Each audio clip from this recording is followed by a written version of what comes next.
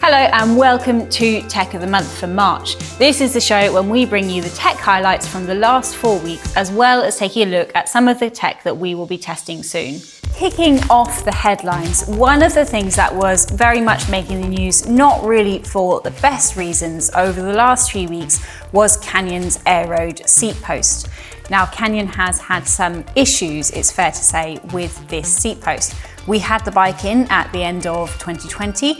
We didn't really experience any issues with this. However, we didn't have the bike for very long. Now, it seems that customers, however, have had problems. So I've been scouring forums on Weight Wheelies, Reddit, and also the Canyon Owners Facebook group. And it seems that quite a good number of people, or unfortunately a bad number of people, have had this problem. The issue is caused by the fact that the seat post is designed to offer flex. It's a truncated design, so it's much thinner at the bottom and wider at the top. And for riders that have more seat post exposed and also who are heavier, that seat post is flexing even more. And the design was created in order to offer flex, but what hasn't apparently been taken into account is the wearing that's taking place between the frame and the seat post. We've added this extra bit of voiceover to include the newest news regarding the Canyon Aeroad. On Tuesday, March the 2nd, Dutch rider Mathieu van der Poel crossed the finish line of one-day race La Semaine with a handlebar that had clearly snapped. The next day, Canyon released a stop ride notice to all owners of the Aeroad, CF SLX and CFR bikes, which feature the CP18 and CP15 cockpits. The brand said that its development and quality management departments were carrying out analysis and testing to understand the cause. All of Canyon's sponsored riders, it said, would switch to alternative bikes, the previous model of Aeroad or the current Ultimate. The new Aeroad comes with an adjustable handlebar that features bolts to allow riders to change their bar width. They can also be folded to aid ease of travel. As yet, there's been no indication this is the cause of the problem. Images of the crack bar show the damage was not on the tops, but at the curve of the drop. It was speculated that the crack may have been caused by the over-tightening of the lever clamp. However, the stop ride notice issued to all owners implies that this is not caused by a mechanic's error or a faulty torque wrench. The design does, however, use a proprietary clamp band to cater for the shape of the handlebar. We'll be following this issue and that of the seat post resolution very closely. Okay, so last month we found out that Chris Froome, we know he's a very good bike rider already, we know that. He's not really a mechanic. He reviewed his new factor bike that he's going to be riding with Israel Startup Nation, and he criticised the disc brakes quite a lot. He really didn't like them at all. So he talked about rubbing, and we reckon that could be just because there's a slight difference in width between the Swiss side rotors that he's running and the ones that would go with the Dura Ace Di2 group set. So the difference is only really tiny, it's like 0.2 of a millimetre. The Shimano ones are 1.8 millimetres thick, the Swiss side are 2 millimetres. Froome also talked about heat dissipation. Now we'd say that there's probably more of a problem in that area with rim brakes. If you're dragging a rim brake down a very steep descent, you're looking at possible delamination. So I think what we found there is that, whether or not disc brakes are a good thing or a bad thing, it really depends on the riding you're doing and the rider you are and really which technology you prefer. But it's fair to say that Froome did highlight some genuine issues that people are facing. So those are issues where the industry does need to improve. Compatibility between, for example, Swiss side's rotors and Shimano's calipers, they do need to be in line, and frames shouldn't really need facing, but those are just issues that are definitely floating around and areas for the bike industry to improve. So the next story we wanted to take a quick look at was a deep dive that we did into frame production. Now, it's fairly common knowledge that not very many bike brands own their own factories. Now, if you own your own factory, you've got complete control over what you produce, over all the QC, and there's only really a couple of brands. So Giant is an example, and also Factor as well is an example of a bike brand that owns its own factory. Now, next in line, there are brands that go to speak to a factory and they have their own designs, and there they create molds for them. Now, a set of molds for a model family across a range of sizes will set a brand back around £100,000. And then finally, there's a third option of a brand going to a factory and using an open mold. And open molds mean that really anyone could use it, and you can buy open mold frames directly as well. So you or I could go online and buy our own open mold frame and dress it up ourselves. So we'd really like to know, have you bought an open mould frame? What was your experience? Do let us know, because having spoken to brand owners and also Dimitris Kontzanis, who is the mastermind behind Pinarello's frames and the Hope Track frame, a lot of what he said was that these frames perhaps don't have the greatest quality and aren't as arguably well designed. So we'd really like to hear from you. If you bought an open mould frame, let us know in the comments, and we'd love to hear your experience. On a more light-hearted note, we loved the picture sent in by Ryan Broadhead of Broadhead Joinery. He worked with joiner Matthew Kay to create this personalised cycling room. There's custom racks for each bike, there's a work desk with some amazing tool drawers, and a stand with towels and controls right next to his watt bike. It certainly has us planning some home improvements. Since we publish around 30 reviews on the website every month, we thought we'd also give you a glimpse into some of the reviews we've already published, the scores on the doors for the products that we've looked at over the last month.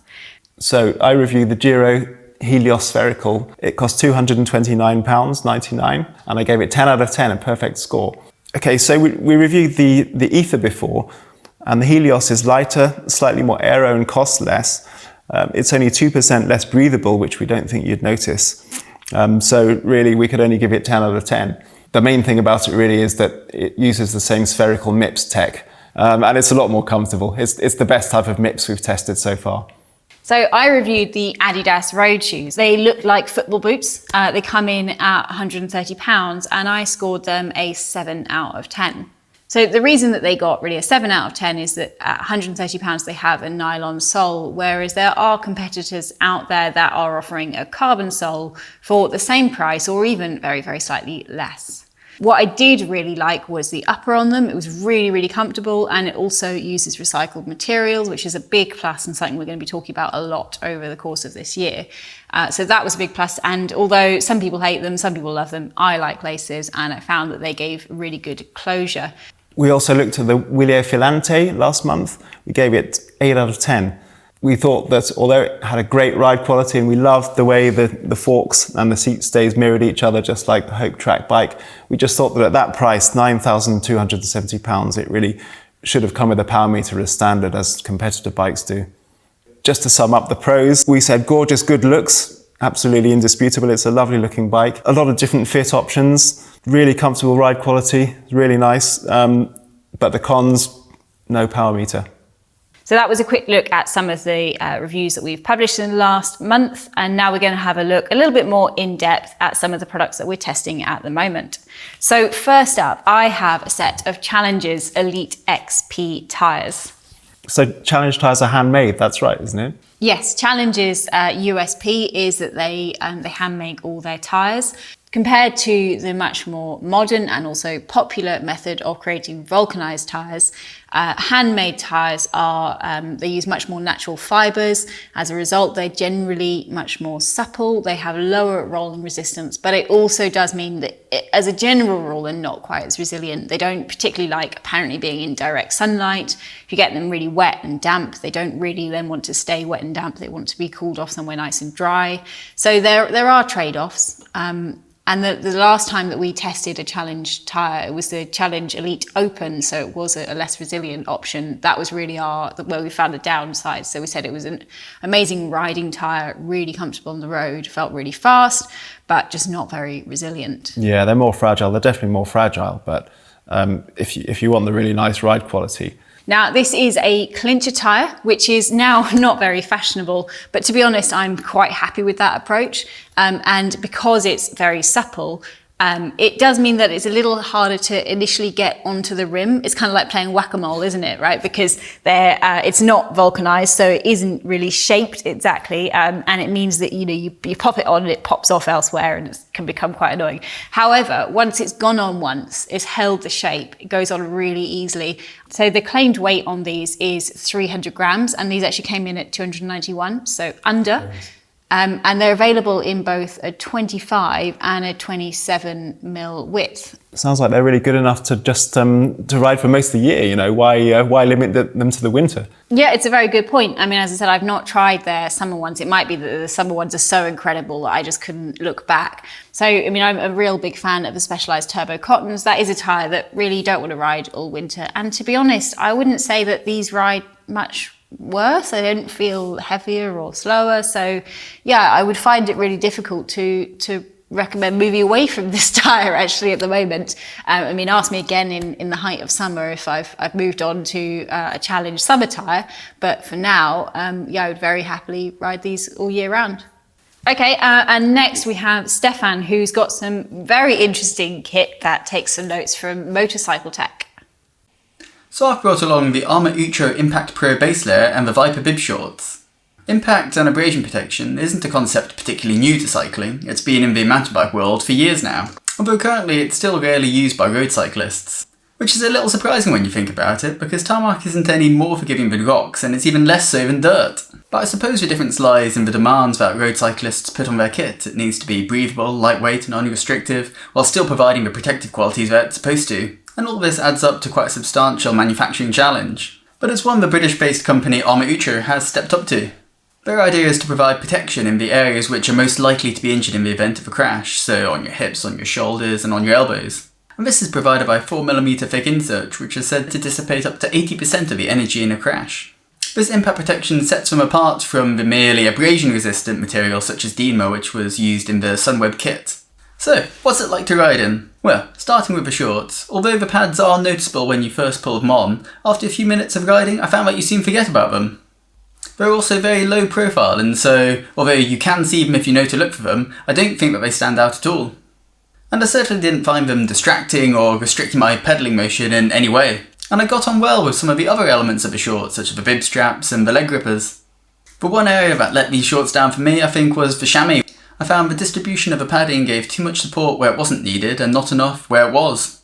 But at least that's not a flaw in the concept of the design, and for me personally I'm going to be looking out for later models of these shorts with an updated chamois. Holding the base layer in your hand, there's a sharp contrast between the firm inserts and the fineness of the material. And because of this, when you first pull it on, you have to do a little bit of rejiggling to get the pads to line up with where they're supposed to. But once they're all in the right place, I found that they did a really good job at staying there. The first thing you notice when you pull it on has got to be the bulk, your shoulders becoming significantly broader. But again, out on the road, it's a bit of a different story. On technical off-road trails and putting a concerted effort in on the road, I found that I barely noticed the pads. Really, I found I only noticed the pads when I was riding around at a low intensity or even off the bike. At those times the extra bulk was a little bit of an annoyance, but nothing more than that. So in all, I think the shorts are great, with the protective inserts barely noticeable at all, and the only thing letting them down was the chamois, but hopefully that can change. The base layer I think is maybe a little bit bulky for me to use day to day, but should I be in a situation where I want a bit of extra protection, it's good to know that it won't hold me back.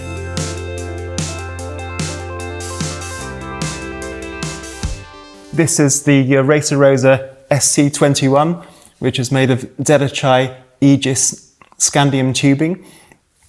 It's all made in Italy, 100% made in Italy, handmade in Italy, and it's actually custom made to my measurements, although unfortunately I'm going to have to give it back and they're going to want it back as a display bike. The standout feature obviously is these little sections here, these inserts here. In English we call them gussets.